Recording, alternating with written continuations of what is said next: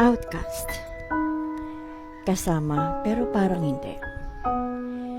Ang hirap talagang umarte na parang hindi mo naiintindihan ang pinag-uusapan ng mga kasama mo. Lalo na kung bigla silang mag-uusap sa lengguwahe nila na hindi mo raw alam. Yun ang akala nila. Ilang beses ko na itong naranasan at patuloy na nararanasan. Isasama ka sa biyahe, sa party, tapos biglang magbabago ang usapan at magiging dialect na lang nila. Para sa akin, malinaw na senyales ito ng kawalan ng respeto.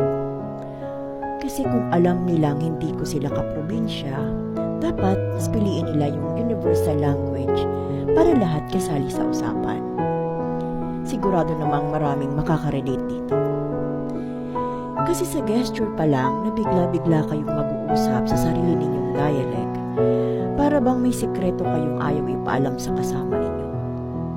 At kung sikreto pala yun, bakit niyo pa ako isasama? Ang nakakatawa pa, wala kayong kamalay-malay na naiintindihan ko pala ang lahat ng sinasabi ninyo.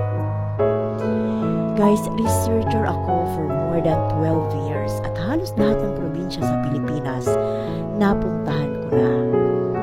Halos lahat ng major languages na iintindihan ko. Kung iniisip niyo naman na i-chismis ko ang pinag-uusapan ninyo, sana sinabi niyo na wag na lang akong sumama para kayo na lang ang mag-usap.